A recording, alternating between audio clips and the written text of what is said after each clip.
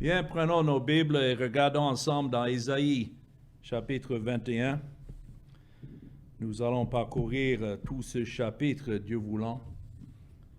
Et je voudrais vous parler du règne souverain de Dieu. Il y en a qui lisent le livre d'Ésaïe et pensent que c'est un livre prophétique au sujet des choses à venir. Ce qui est sûr, c'est que lorsque Ésaïe a prononcé ce que nous lisons, c'était encore dans le futur.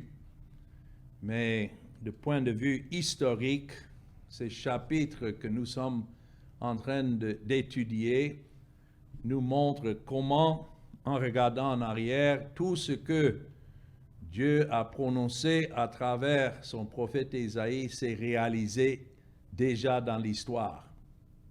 Et voilà un exemple ici dans Ésaïe chapitre 21. C'est un oracle, cela veut dire une révélation que Dieu a donnée à Ésaïe concernant la chute de Babylone et aussi du pays d'Édom. Les Édomites étaient les descendants d'Ésaü. Et nous voyons comment Dieu, à ce temps-ci, après tant d'années, a prononcé ses jugements contre les descendants d'Ésaü. Lorsque Ésaïe a prophétisé cela, nous savons que il y avait encore 150 ans qui devaient passer avant que cela ne se réalise. Mais le point en est que lorsque nous lisons maintenant, en regardant dans l'histoire, comment tout cela s'est réalisé exactement comme Dieu l'avait prophétisé. C'est pourquoi le titre de cette étude, c'est le règne souverain de Dieu. Parce que Dieu règne sur toutes les nations. Il y en a d'autres versets qui nous montrent cela. Avant de commencer dans notre étude dans Ésaïe 21, je voudrais parcourir, par exemple, Daniel chapitre 4 et le verset 17. Daniel chapitre 4 et le verset 17. Et là, nous lisons concernant le décret de Dieu et tout ce qu'il avait annoncé, prononcé. Et Daniel était en effet, il a vécu le temps de Babylone, lorsque Dieu a suscité Babylone pour aller en Israël et enlever la tribu de Juda. Et lorsque Daniel était en effet en captivité en Babylone, le temps qui était annoncé par Ésaïe 150 ans plus tôt, nous lisons dans Daniel 4, verset 17, c'est un songe de Nebuchadnezzar, mais Daniel dit, cette sentence est un décret de ceux qui veillent. Cette résolution est un ordre des saints, afin que les vivants sachent, voilà ceci, que le Très-Haut domine sur le règne des hommes, qu'il le donne à qui il lui plaît, et qu'il y élève le plus vil des hommes. Alors voilà une description du règne souverain de Dieu. Et c'est ce que nous voyons ici dans Ésaïe chapitre 21, tout ce qui était prophétisé au sujet de Babylone, qui au moment où Ésaïe prophétisait, Babylone n'était même pas encore une nation puissante. C'était les Assyriens qui dominaient. Mais déjà, le Seigneur annonce la défaite de Babylone. Ici, et nous avons déjà vu ça dans nos études précédentes, par exemple dans Ésaïe chapitre 13 et le verset 17, le prophète Ésaïe a annoncé dans le verset 17 d'Ésaïe 13, « Voici, j'excite contre eux les Mèdes, qui ne font point cas de l'argent et qui ne convoitent point d'or. » C'est-à-dire, les Mèdes et les Perses devaient être suscités pour venir contre Babylone. Et c'est de ça que nous sommes en train de lire maintenant dans Ésaïe chapitre 21. Je dis tout cela parce que nous sommes des prédicateurs. Et nous devons pouvoir prêcher ces passages dans leur contexte historique et puis en tirer maintenant des leçons pour ceux de nos jours. Et la leçon principale que nous voyons ici, c'est que c'est Dieu qui règne. Il n'est pas un petit Dieu qui est à la disposition des hommes, mais c'est lui qui a tous les hommes entre ses mains. C'est ça que Paul a prêché dans Acte 17, dans son message qu'il avait annoncé, prononcé en Acte chapitre 18, que c'est écrit dans Acte 17 plutôt, le verset 26. Acte 17 et le verset 26. « Et il a fait d'un seul sang chaque nation d'hommes pour habiter sur toute la surface de la terre et a déterminé leur temps préétabli et les limites de leur habitation. » Donc, il n'y a rien dans ce monde qui bouge tant que Dieu lui-même ne l'ordonne. Que ce soit une armée qu'il suscite, que ce soit la famine, que ce soit une tempête, tout cela vient de Dieu.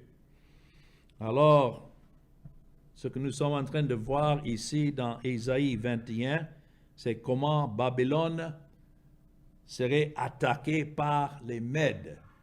Et effectivement, cela s'est passé ainsi. Ésaïe avait prophétisé cela environ 700 ans avant Jésus-Christ. Mais la réalisation de cela a eu lieu à peu près 539 ans avant Jésus-Christ, quand nous voyons historiquement comment cela s'est passé. Donc, Babylone était un pays plat, mais abondamment arrosé. La destruction de Babylone, qui est si souvent prophétisée ici par Isaïe, en effet, dans la Bible, est typique de la destruction du grand ennemi de l'Église dans le Nouveau Testament. Et nous voyons ça surtout dans le livre d'Apocalypse que nous allons considérer dans quelques moments. Mais comment est-ce que la destruction de Babylone est annoncée? Voyons dans Ésaïe 21 et le verset 1 et 2, c'est écrit « Oracle sur le désert de la mer, comme s'avance l'ouragan du midi. Il vient du désert du pays redoutable. » Et c'est écrit « Une vision terrible m'a été révélée. » Ce n'est jamais facile de se lever et prêcher la condamnation des pécheurs, mais ça fait part du message que nous avons annoncé. Bien sûr, le message du salut pour les élus de Dieu, mais un message de condamnation pour le reste. Donc ici, une vision terrible m'a été révélée. L'oppresseur opprime, le dévastateur dévaste. Et c'est écrit, monte Élam, assiège, médit, je fais cesser tous les soupirs. Donc quand ça parle là d'Élam ou bien de Médie. Il s'agit là des anciens noms des peuples de la Perse. Cela correspond aujourd'hui à Iran. On entend parler dans les nouvelles du pays d'Iran, toujours à la une. C'est des descendants de ce peuple de la Perse. Et encore, quand nous voyons dans l'histoire, effectivement, l'Empire perse a conquis l'Empire babylonien. Et voilà, Ésaïe voit ici prophétiquement ses armées marcher sur Babylone. Voilà le contexte historique de ces deux premiers versets, quand c'est écrit le fardeau ou bien l'oracle, parce que le mot oracle veut dire ce qui pèse, un fardeau. Sur le désert de la mer, Babylone est appelé ici le désert de la mer parce que la grande plaine de Babylone était divisée par des lacs et des marais, appelé ici donc une mer. Mais continuons à lire dans le verset 3 à 10 alors. C'est ici que nous voyons précisément de qui Dieu parle ici lorsqu'il Ésaïe dit, une vision terrible m'a été révélée, l'oppresseur opprime. Nous voyons que l'oppresseur devait être la Syrie, ou bien devait être plutôt la Perse, les Mèdes et les Perses qui ont conquis Babylone. Et voilà l'explication dans le verset 3 à 10. C'est pourquoi mes reins sont remplis d'angoisse. Encore, ça démontre que les prophètes qui avaient à prophétiser ces choses, comme nous, les prédicateurs, ce n'est pas quelque chose que nous pouvons prendre à la légère, de prononcer des jugements, la condamnation contre les hommes, et ça pèse réellement au cœur. C'est pourquoi mes reins sont remplis d'angoisse, des douleurs me saisissent, comme les douleurs d'une femme en travail. Les spasmes m'empêchent d'entendre. Le tremblement m'empêche de voir. Oh, combien de fois quand nous lisons la parole et nous évaluons ces paroles de Dieu, combien ça doit nous toucher au fond de notre être. Nous ne sommes pas appelés simplement à se lever et prêcher pour informer. Non, il y a les âmes des hommes qui sont concernés et la gloire de Dieu surtout. Donc, c'est pourquoi nous ne devons pas dévier, mais le fait de nous préparer et de lire la parole d'abord pour nous, et puis ensuite de l'annoncer, nous pouvons réellement nous identifier avec ces paroles d'Ésaïe. Ici, le tremblement m'empêche même de voir. Mon cœur est troublé. La terreur s'empare de moi. La nuit de mes plaisirs devient une nuit d'épouvante. Vous savez qu'il y en a qui acceptent que oui, Dieu est souverain et ils présentent ça d'une manière froide. C'est-à-dire, oh, Dieu est souverain, et que sera, sera. Nous ne voyons pas cette attitude avec le prophète Ésaïe, et je ne crois pas que c'est l'attitude d'un véritable serviteur de Dieu, simplement de se lever froidement, dire Dieu est souverain, et ce qui sera, sera. Non. Le fait que Dieu est souverain et qu'il sauve qui il veut, mais il condamne qui il veut, voilà un message qui nous prions qu'en lisant et en préparant de prêcher, que nous soyons aussi dans l'épouvante, de craindre un tel Dieu et ne pas simplement se lever et prêcher ça pour informer des gens, mais de savoir que nous sommes devant un Dieu saint, un Dieu souverain qui fait comme il veut. Et d'évaluer même dans nos cœurs, est-ce que réellement nous sommes en lui ou non? Est-ce que nous l'adorons comme il se doit? Ici, tellement cela a touché Isaïe, il dit, on dresse la table, la garde veille, on mange, on boit, debout, prince.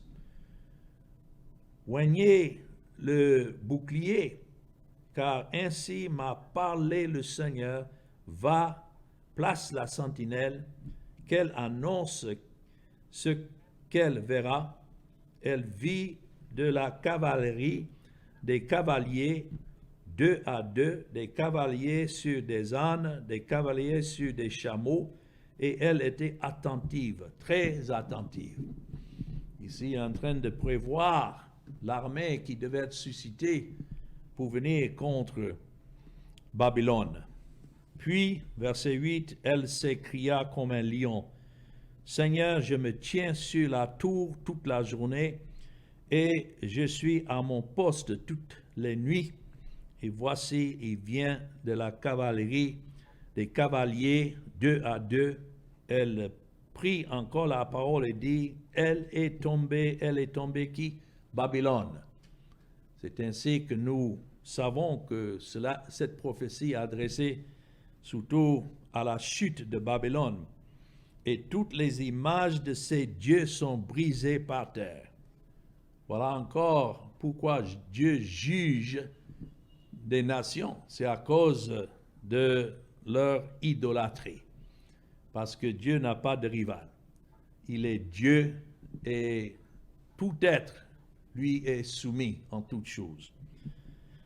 Et donc verset 10, « Ô mon peuple, qui a été battu comme du grain dans mon air, ce que j'ai appris de l'Éternel des armées, Dieu d'Israël, je vous l'ai annoncé. » Voilà encore un principe que nous devons tenir, que lorsque nous nous levons devant les hommes pour prêcher, que nous ne prêchons pas la spéculation ou bien des théories, mais d'annoncer exactement ce que Dieu dit dans sa parole. C'est ce qu'il dit là, ce que j'ai appris de l'Éternel des armées. C'est ce qu'il est comme le Dieu souverain, l'Éternel des armées, Dieu d'Israël, Dieu de son peuple.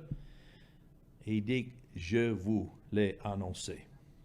Alors, Dieu a tellement touché Ésaïe au point où il parle des angoisses qui l'ont saisi dans ses reins, les douleurs qui l'ont saisi.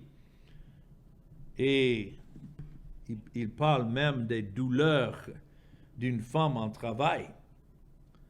Alors que le peuple s'effondre de peur et de douleur, la nation se prépare à la guerre. C'est pourquoi il dit « Lève-toi, prince » et « Oins le bouclier ». Ce sont des termes de se préparer pour la guerre. Dieu est en train d'annoncer à travers Isaïe des temps difficiles, des conflits qui devaient se passer selon son ordre. Quel que soit ce qui se passe, c'est Dieu qui est toujours la première cause en toutes choses. Alors, quand il annonce ici dans le verset 9, Babylone est tombée, ce rapport est venu à la sentinelle. Et cette scène dramatique s'est réalisée lorsque l'empire médo-perse a conquis Babylone. Mais comme je disais tout à l'heure, cela est utilisé, si vous voyez dans Apocalypse chapitre 18. Historiquement, cela s'est passé. Mais Babylone représente aussi l'ennemi de Dieu et représente en fait la fausse religion. Quand Dieu parle des images, toutes les images de ces dieux sont brisées par terre. Babylone est utilisé alors dans le livre d'Apocalypse pour décrire la fausse religion que Dieu devait et doit détruire, anéantir entièrement, et tous ceux qui font part de la fausse religion. C'est ce que Jean a vu dans Apocalypse 18, verset 1. « Après cela, je vis descendre du ciel un autre ange qui avait une grande autorité. et la terre fut éclairée de sa gloire. Je crois que dans ce chapitre 18, le verset 1, quand c'est écrit un autre ange, le mot ange dans le grec signifie un messager. Et quand c'est écrit un autre ange, c'est-à-dire un messager différent que tout autre messager. Et c'est écrit qu'il y avait une grande autorité. De qui ça parle ici? C'est du Seigneur Jésus-Christ. Et la terre fut éclairée de quoi? De sa gloire. On ne glorifie pas les simples anges. Donc le mot ange ici, quoique les traducteurs ont laissé cela exactement comme c'est dans le grec, mais dans le grec, le mot signifie messager. Donc on peut lire cela. Après cela, je vis descendre du ciel. Où est-ce que Christ règne maintenant? Il est au ciel.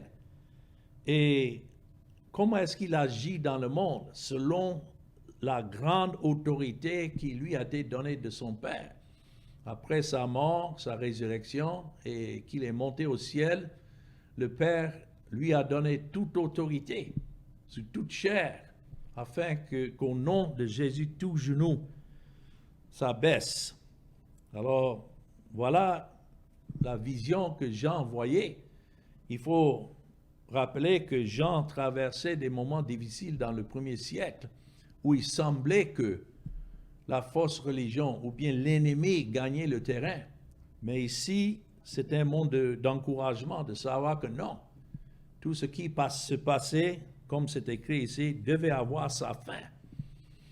Et donc, verset 2, il cria d'une voix forte, disant, « Elle est tombée, elle est tombée. » Vous voyez, c'est le même langage que nous avons ici dans Ésaïe 21, verset 9, au sujet de Babylone historique. Mais Babylone spirituelle aussi a sa fin. Et c'est écrit, Babylone la grande, elle est devenue une habitation de démons, un repère de tout esprit impur, un repère de tout oiseau impur et odieux.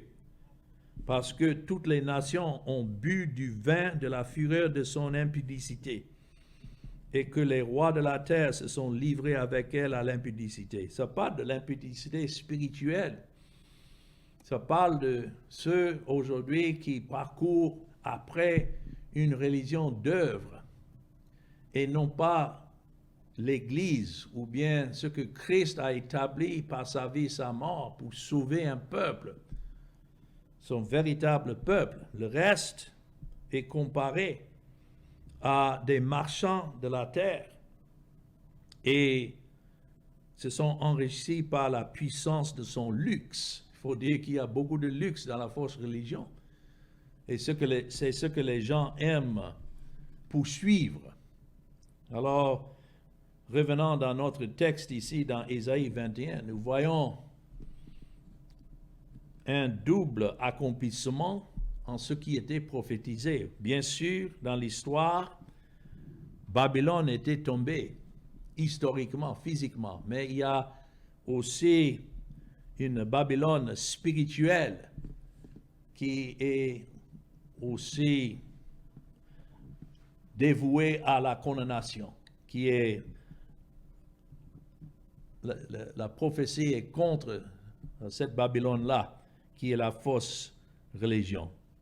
Et donc, nous ne devons pas nous inquiéter au moment où il semble que cette Babylone spirituelle domine. Nous savons que cette Babylone a sa fin. Dans Apocalypse 18, on pouvait peut-être passer tout le temps dans Apocalypse 18 pour voir la condamnation de Babylone spirituelle. Mais que cela suffit dans Apocalypse chapitre 18 et le verset 20, c'est écrit, « Ciel, réjouis-toi sur elle. Et vous les saints, qui sont les saints, sont ceux qui ont été sanctifiés, justifiés par le sang de Christ, pour qui il est mort. Les apôtres et les prophètes, réjouissez-vous aussi.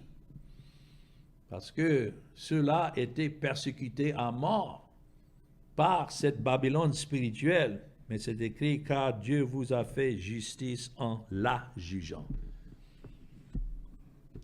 Donc, voilà la fin de la prophétie concernant la chute de Babylone. Mais maintenant, dans le reste de ce chapitre et ce message, dans Isaïe 21, le verset 11 à 17, nous voyons inclus dans cette prophétie de condamnation, c'est une prophétie contre Édom et l'Arabie. C'était des régions au sud-est du pays d'Israël qui sont mentionnés ici. Et nous lisons oracle sur Damas. On me crie de Séhir. Ce sont des noms qui sont synonymes pour le pays d'Édom. Sentinelle, que dis-tu de la nuit? Sentinelle, que dis-tu de la nuit? Isaïe était comme une sentinelle qui devait annoncer le danger qui arrive. Donc la sentinelle répond, le matin vient et la nuit aussi. Si vous voulez interroger, convertissez-vous et revenez. Donc en même temps que le jugement est annoncé, il y a un appel ici à la repentance. Là encore, nous voyons un exemple de la manière que nous devons prêcher l'Évangile. Nous ne savons pas qui sont les élus et qui ne le sont pas. Nous avons à annoncer que si quelqu'un n'est pas en Christ, donc c'est la condamnation qui l'attend. C'est la condamnation que Dieu a ordonnée pour cela. Mais en même temps, nous annonçons la repentance, se repentir, comme c'est écrit ici, convertissez-vous et revenez. C'est ça la repentance, se tourner vers Dieu et son Fils, le Seigneur Jésus-Christ. Quelqu'un peut-être va dire, oui, mais l'homme ne peut pas se repentir. C'est Dieu qui donne la repentance, et cela est vrai. Mais en même temps, c'est un ordre qui nous est donné d'annoncer. Ce n'est pas une invitation. L'évangile n'est pas une invitation. Ici, c'est écrit, convertissez-vous et revenez. Et c'est tout ce que nous devons faire en prêchant l'évangile, sans savoir comment Dieu va utiliser ce message. Pour certains, ça ne fera que augmenter leur condamnation. Et c'est à cette fin que Dieu les a déjà ordonnés. Mais pour d'autres, Dieu s'en sert pour convertir leur cœur. Alors, nous voyons ici donc les charges contre Édom et l'Arabie. Dans le verset 11, Douma, c'est un synonyme pour les Édomites qui étaient d'origine sémitique, traditionnellement descendants d'Ésaü, le frère jumeau de Jacob et Ésaü. Jacob, Dieu a dit, il a aimé, mais Ésaü, il a haï. Il les a ordonnés à la condamnation depuis le départ. Pourtant, leur jugement n'était pas immédiat. Voilà des années plus tard, plus de 500 ans plus tard, que ce pays existe. Et puis, c'est maintenant que Dieu annonce leur condamnation. Mais en même temps que les Édomites, donc ça c'est le fardeau ou bien l'oracle contre Douma, c'était un autre nom ancien pour le royaume d'Édom. Et c'était, quand c'est écrit dans le verset 11, on me crie de Séhir. Séhir était une région montagneuse où les Édomites ont trouvé leur refuge contre les ennemis pendant des années. Mais voilà, tout cela devait arriver à sa fin. Mais en même temps, l'oracle sur l'Arabie. Si vous voyez sur une carte, vous allez voir que ces deux pays étaient voisins, où les Édomites habitaient au sud-est du pays d'Israël, mais allaient plus au sud. Voilà ce qui est appelé l'Arabie. Et donc, encore, l'oracle sur l'Arabie, vous passerez la nuit dans les broussailles de l'Arabie, caravane de Dédan, portez de l'eau à ceux qui ont soif, les habitants du pays de Théman, portent du pain aux fugitifs, car ils fuient devant les épées, devant l'épée nue, avant l'arc tendu, devant un combat acharné, car ainsi m'a parlé le Seigneur. Donc encore, ce n'est pas des spéculations ici, mais les réalités de ce qui devait se passer. Encore une année, comme les années d'un mercenaire, et c'en est fait de toute la gloire de Kédar. Il ne restera qu'un petit nombre des vaillants archers, fils de Kédar, car l'Éternel, le Dieu d'Israël, l'a déclaré. Rappelons-nous, c'est le titre de ce sujet. C'est le règne souverain de Dieu. Il devait suffire simplement de dire le règne de Dieu, mais il y en a que nous connaissons aujourd'hui qui ont l'autorité de régner, mais qui n'ont pas de pouvoir. Ils ne peuvent pas diriger. Et tôt ou tard, ils sont enlevés de leur pouvoir, mais tel n'est pas le cas de Dieu. Il règne, mais son règne aussi est souverain. Donc ici, quand il parle de l'Arabie, les Arabes vivaient dans des tentes et élevaient du bétail. C'était leur manière de vivre. Mais ici, c'est prophétisé qu'une armée destructrice serait emmenée sur eux et fera d'eux une proie facile. Donc voilà leur fin qui était annoncée. Nous ne savons pas dans quelle difficulté nous pouvons être emmenés avant de mourir. Nous savons que nous allons tous mourir, mais pour certains, Dieu a déjà prévu une mort difficile. Ici, c'est mentionné la soif dans le verset 14. Donc, la famine, la manque de nourriture qui était nécessaire pour eux de soutenir leur vie. Je sais que d'autres, ça parle ici, devaient fuir devant les épées, devant l'épée nue, devant l'arc tendu. Qui fait tout cela? Quand nous regardons autour de nous, et peut-être certains d'entre nous vivent dans des pays où cela est une réalité. Il y a des guerres civiles et autres choses qui passent, mais qui ordonne tout cela?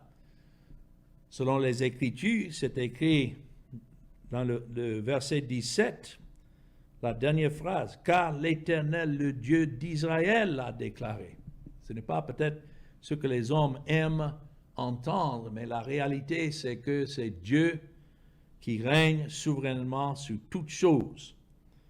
Nous ne pouvons pas être sûrs de la manière que Dieu doit nous enlever de ce monde, parce que il faut savoir que même les enfants de Dieu ont subi les attaques de l'ennemi et sont morts.